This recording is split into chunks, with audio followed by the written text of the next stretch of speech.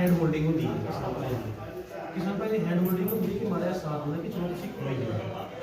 Animal husbandry च दो किस्म के रोजगार के आयाम हो सकते हैं, एक डेयरी का ते एक पोल्ट्री सेक्टर का। फिर अस डेयरी सेक्टर की गल कर लेंगे। डेयरी सेक्टर में जी मेन स्कीम इस वेले डिपार्टमेंट तरफा चला करती है वो IDDS की इंटीग्रेटेड डेयरी डेवलपमेंट स्कीम है। ये स्कीम साढ़े जो माननीय प्रिंसीपल सैकटरी साहब है नवीन चौधरी साहब, उनका एक सपना है कि किसान की आमदन जी कई अस दुगनी कर लैचे।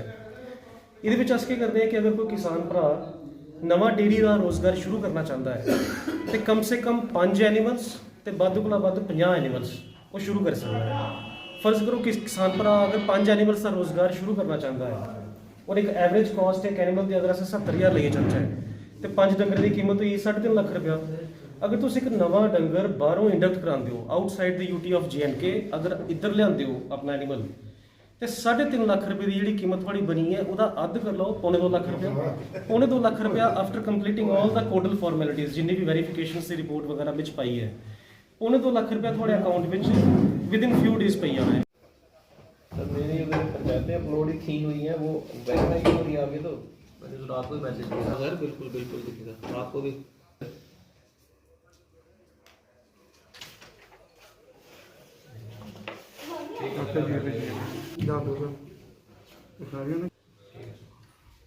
इस वक्त कैपेक्स में हमारा ऐसा पंचायत घर का की गई थी, तो सारे की पंचायत की शिकायत थी कि डिपार्टमेंट में काम नहीं हो रहे।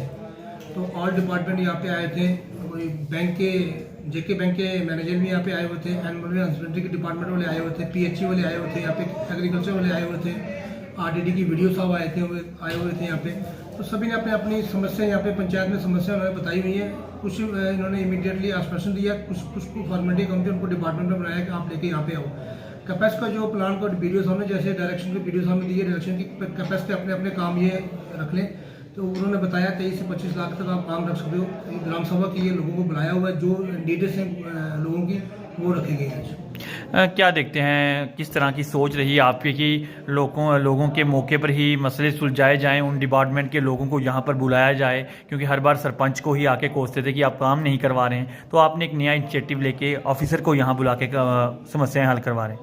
देखो यहाँ पे कोई गवर्नमेंट नहीं है, कोई MLA नहीं, कोई MLC नहीं है, लोग किसके पास जाएंगे, या BDC या DDC या सरपंच के पास आएंगे।